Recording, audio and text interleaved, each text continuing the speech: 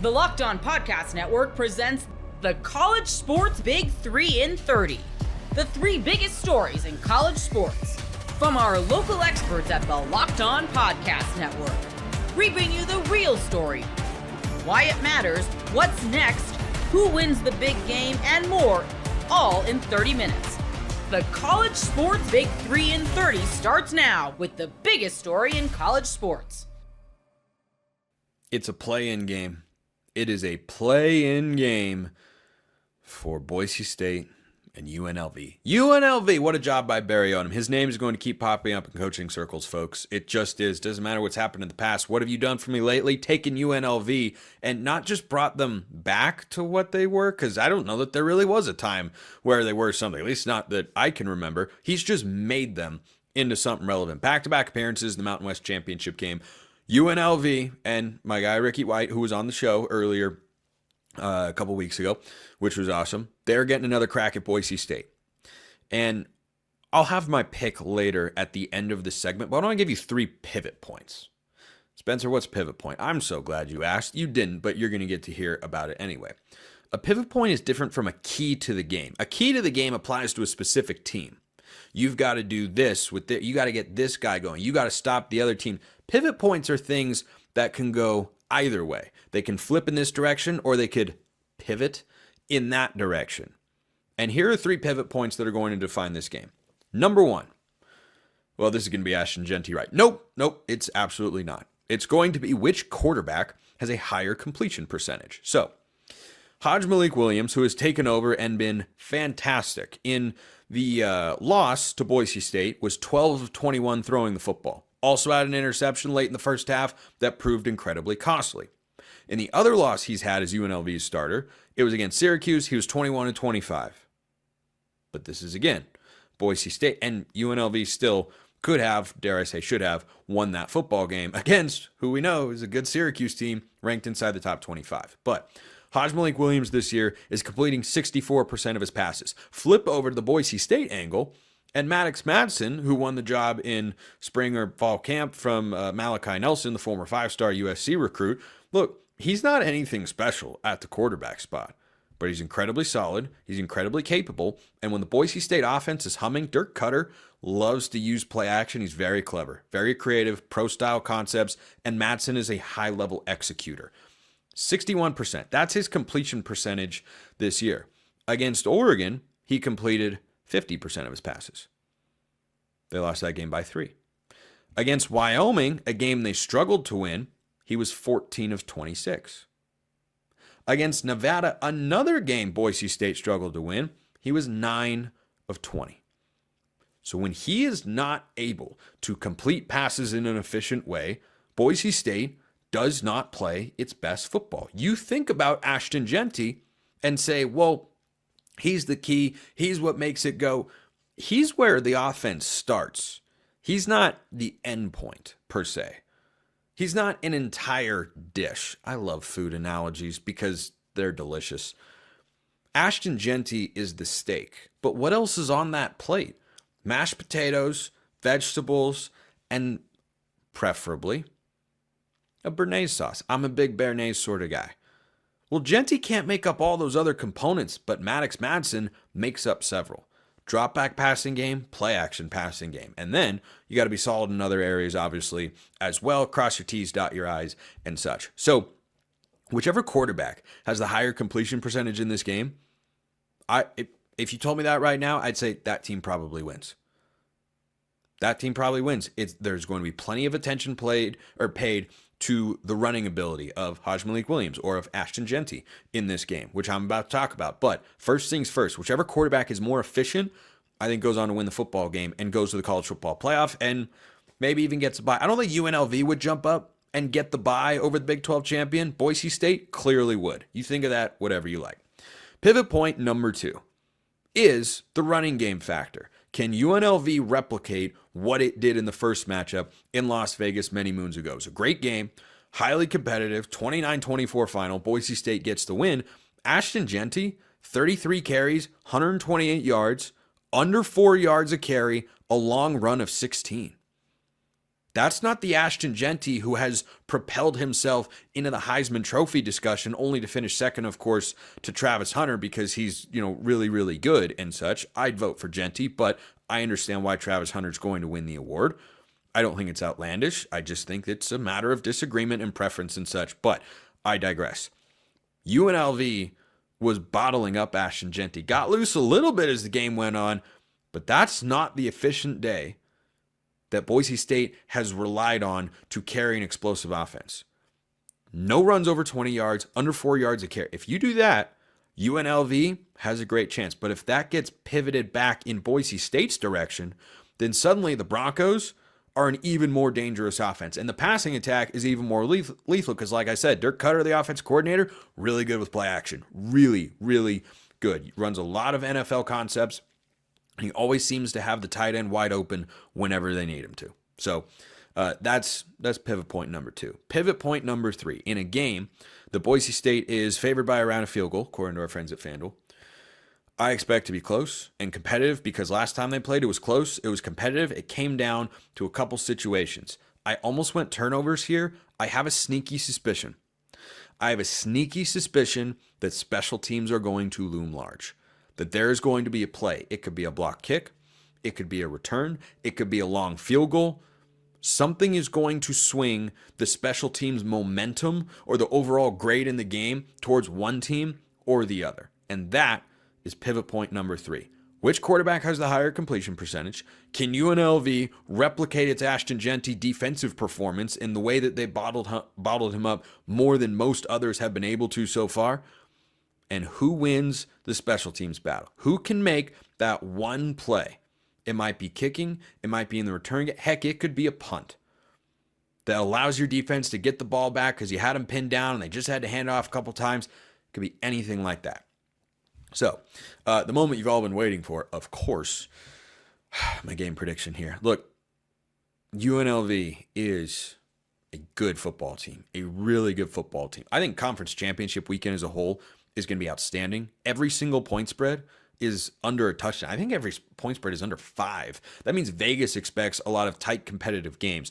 The stakes in this one are massive. A group of 5 team has made the playoff but one time. That was Cincinnati many moons ago with Luke Fickell. They went undefeated. They'd beaten Notre Dame earlier in the season. But whoever wins this game, make no mistake about it, they will not get challenged by the American Conference champ. That will not take place. Army could beat Tulane. Tulane is not ranked, so it does not matter. They will not climb up. They will not be a high enough ranked conference champion. This is a play-in game. Big stakes here. And for Spencer Danielson, who a year ago at this time was just learning. Actually, hold on. Boise State fans, you correct me if I'm wrong. A year ago at this time, Spencer Danielson hadn't even been named the head coach yet. He was the interim head coach. He was interviewing for the job. I think it's going pretty darn well. And I think it will continue to do so here. I don't think UNLV, as impressive as they were at home against Ashton Genty, I don't think they can keep him under 4 yards of carry again. I think Genty goes for 150 plus, maybe a couple touchdowns. This is a fun, competitive, high-scoring football game. 36-31. I'll take Boise State to win. I'll take Boise State to cover as well. Gametime has a new feature called Gametime Picks that makes getting tickets for your favorite live events even easier. Gametime Picks filters out the fluff to show you only incredible deals on great seats, so you don't have to waste time searching through thousands of tickets. Curation makes it easier to save more on sports, concerts, comedy, theater, and more near you. You can take the guesswork out of buying tickets with Gametime. Download the Gametime app, create an account, and use code LOCKEDON for $20 off your first purchase. Terms apply. Again, create an account and redeem code LOCKEDON for $20 off. Download Gametime today. What time is it? Gametime. All right, keys to victory and who needs to execute said keys. Number 1, discussed this on Wednesday. I'm sticking with it. Slow down Tyler Warren and force Drew Aller to throw the ball to the perimeter.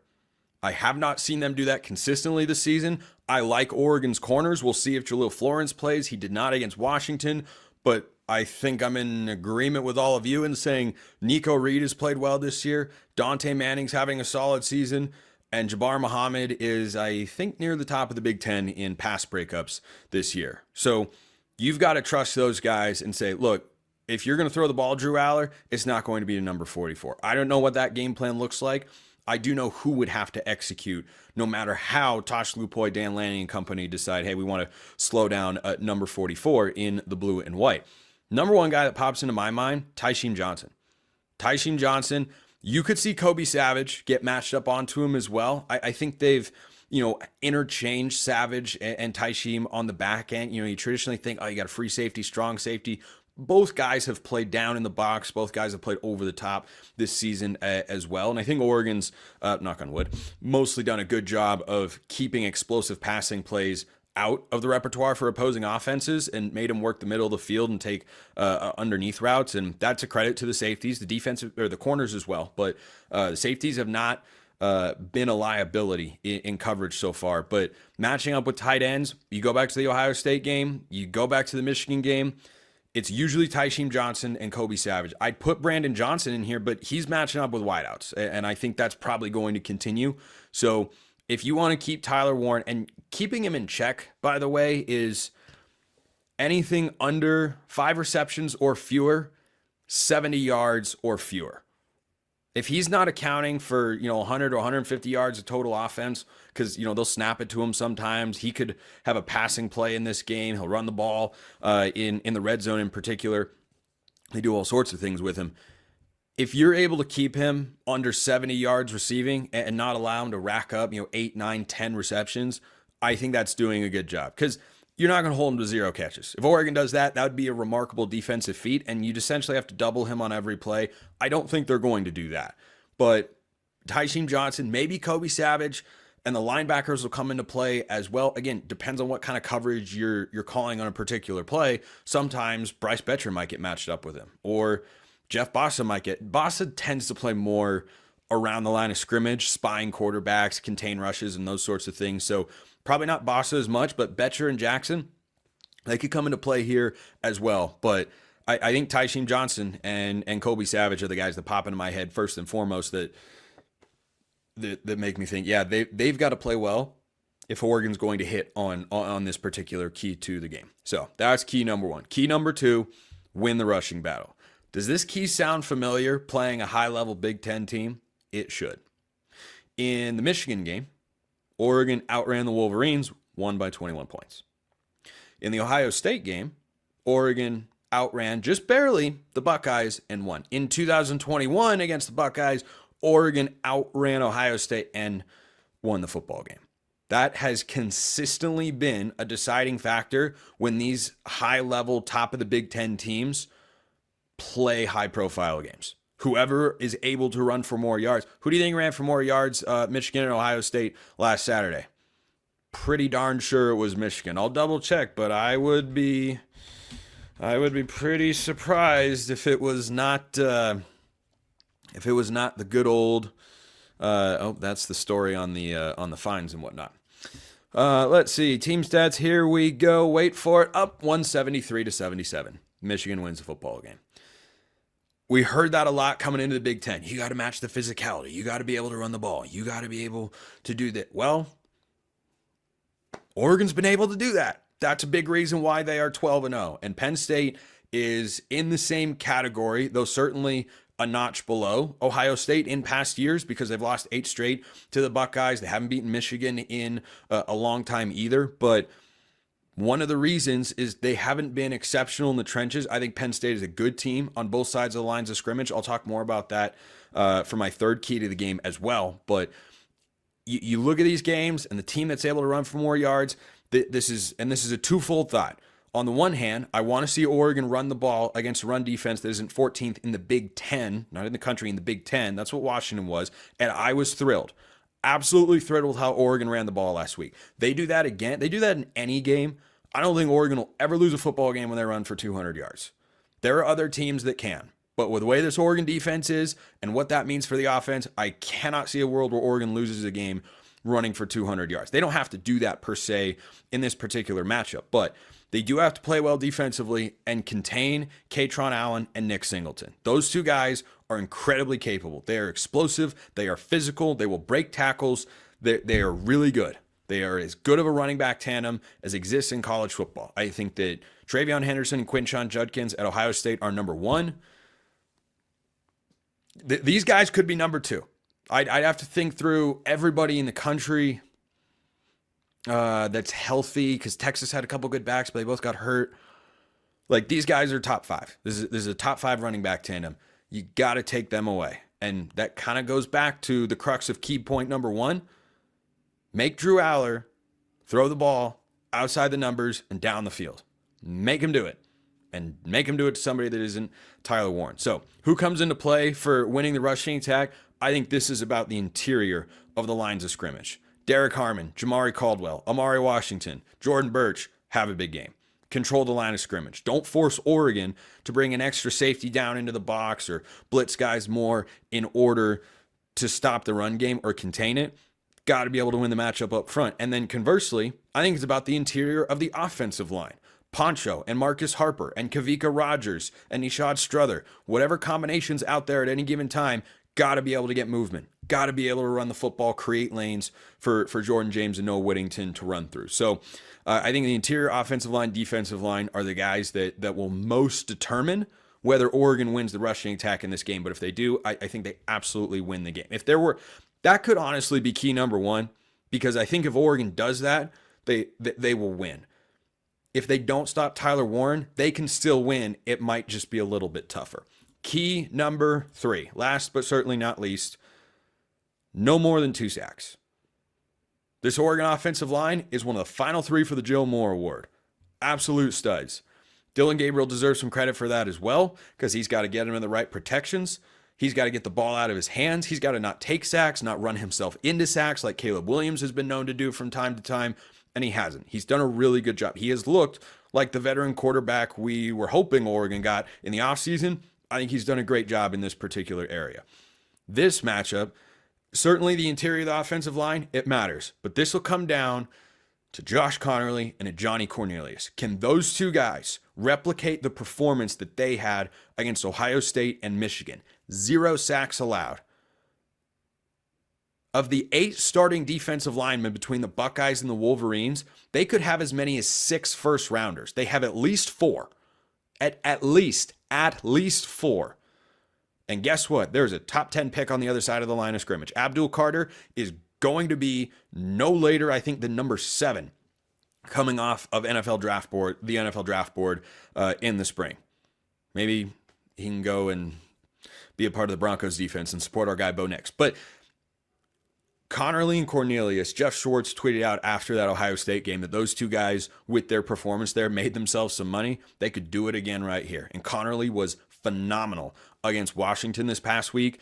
If Josh and Johnny step up big in this game and Oregon allows no more than 2 sacks, which frankly would be more than we've come to expect, but if it's limited, if you don't let that Penn State defensive line control the game and pressure Dylan Gabriel, I trust Oregon's receivers in the passing game to be effective enough against a talented Penn State secondary. But if you give the quarterback time, there's not a lot that corners can do consistently. So those are my keys, my prediction. Yeah, I'll give it to you right now. Why not? I've got Oregon winning 27-17. This is a good Penn State defense. I think the Oregon offense will be just fine. Settle for a couple field goals, perhaps. Maybe Abdul Carter gets a sack to prevent Oregon from getting a touchdown here or there. But I trust the Oregon defense in this spot. Penn State did not manage an offensive touchdown against Ohio State. I think they will here. I do. But I don't think they're going to hit 20 points. So I'll go Oregon 27, Penn State 17. The NFL action as we head toward the playoffs with FanDuel, America's number one sportsbook, because right now new customers can bet $5 and get $150 in bonus bets if you win. The FanDuel Sportsbook app gives you everything you need to place live bets on the NFL all in one place. So when you get a hunch in the middle of the game, you can check out the latest stats, view live play-by-play, and so much more on the same page where you place your bets. Just visit FanDuel.com to join today. You'll get started with $150 in bonus bets if you win your first $5 bet. You're going to want to check out some lines for the NFL this Sunday. Kirk Cousins faces his former team in Minnesota. FanDuel has the Vikings 5.5-point favorites over the Falcons. Or you could check out Bills Rams. FanDuel has the Bills 3.5-point favorites in LA. That's FanDuel.com. Never waste a hunch and make every moment more with FanDuel, an official sportsbook partner of the NFL. Eric Bieniemy in the blink of an eye, he's gone. You are Locked On UCLA, your daily podcast on the UCLA Bruins. Of course, the news of the day. It's not necessarily portal related. It might have affected some things with the decommits, the flips, and some of the portal guys, which may return. Who knows? Eric Bieniemy is gone. Where was I getting the news? I decided it was a fantastic day to go watch a 3-hour movie because nothing major would break on this day, right? We had early signing day. Everything hit that was going to hit, right? You know, I'm in the middle of the movie. Cool. I get out. Boom. Bieniemy's gone. Boom. Juan Castillo gone. Boom. Oh, yeah, they got his replacement. 1, 2, 3. So, yes, you're going to hear some Wicked references in this show. All right? Because I wasn't defying gravity when I saw the changes. My jaw dropped. All right? And I think this move is going to be very popular.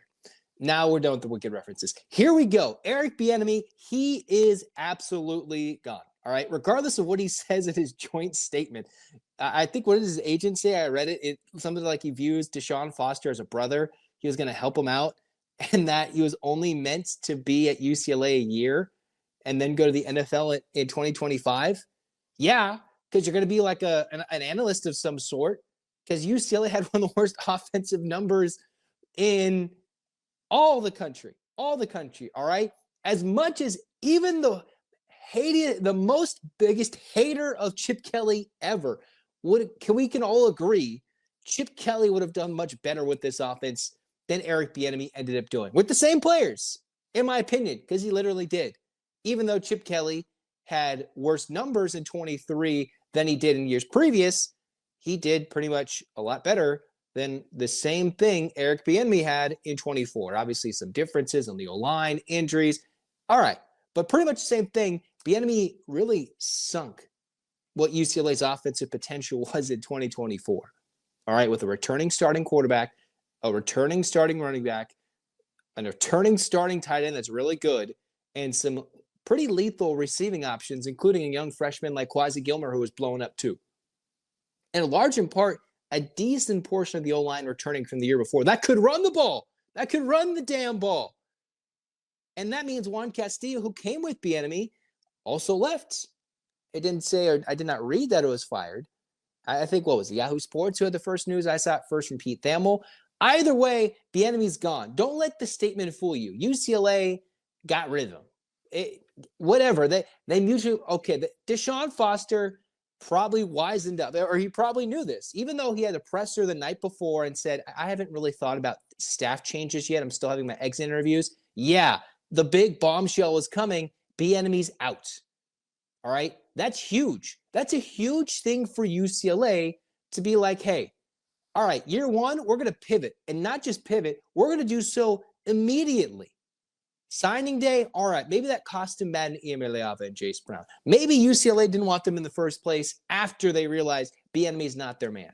Okay, but the fact that not only they got rid of the offensive coordinator and the O-line, which was pretty much dismal in portions when it came to run blocking at some spots, and then you have the replacement, all right? UCLA has the replacement. It's Tino Sunseri, Indiana's QB coach and co-offensive coordinator, to become UCLA's offensive coordinator. He's going to stay with Indiana through the rest of the playoff, and UCLA is purging a now bitter Big Ten rival, and that is a huge get.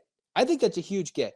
If you're looking for young and up and coming, all right, and you're like, all right, we went with an old guy, in Bieniemy's ranks. As much as we want to despise Bieniemy now, I thought it was a decent choice. He went with the big name. We all wondered what Deshaun Foster was going to do with his first hire. All right, they swung and missed on the first big hire. But I think this next one, getting Sunseri from Indiana, and all of a sudden you're like, wait a minute, UCLA is getting a coordinator for one of the most up-and-coming programs in a one-year turnaround at Indiana under Kurt Cignetti, with an offense that was pretty much clicking for a large portion of the year. And the only time it didn't really do much was against Ohio State. All right, that's not a bad thing. Indiana's done a lot, and they really pushed the door and were out-muscling and way more physical than UCLA's defense the time they came to the Rose Bowl and beat down the Bruins. All right? And UCLA's defense, we realized a lot after the Indiana game, was pretty darn good in some aspects, in some good statistical categories. And Indiana beat some of those numbers by the time the season averages came to an end. So to bring in a youngster, I was talking to the Locked On Who's Your Host, Jacob Goins. I texted him, I was like, hey, how do you say the guy's name? And he sent me the text. He's like, I am super mad right now because that's a huge hire. That's a great hire. That's what the Locked On Hoosiers host, Jacob Goins, said. That was what he sent me via text. Hey, yeah, that's a good hire for you guys. So Indiana is ticked off that UCLA got a guy like this. And that's going to help UCLA pivot not only to go get in the portal really quick, because they can go find a quarterback. They can go find other options they want. Maybe they might purge from other places in the Big Ten. Or they could simply, with Sunseri's blessing, or maybe Deshaun Foster realizing that, hey, some of these guys leaving the portal, he can get them back. That, as much as the portal is a blessing and a curse, guys can still come back. Unlikely, but it happened for a couple of times for UCLA in this most recent season. At least 3 guys, I think, came back to UCLA after entering the portal prior to the 24 season.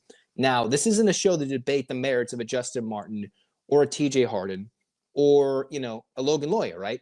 That's all. UCLA has options and plans. And Deshaun Foster talked about, hey, we got the money to go get with our NIL budget a quarterback, and we're going to prove that. All right. And he wasn't thinking that these guys were going to go chase after a bag, because UCLA's bag right now is being pushed towards Eric Bieniemy, who had like a 500,000+ retention bonus if he stayed on past July of 2025. So the move is now. It was only a 2-year deal.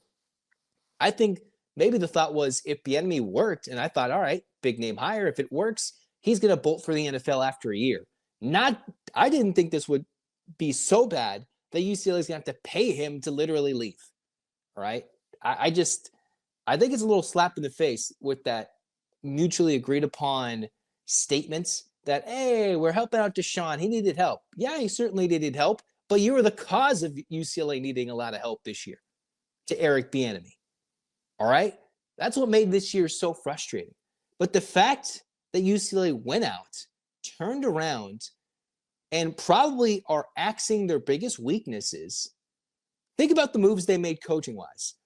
In the blink of an eye, they stole a Michigan State coach who flipped a 4-star DB and brought him with him.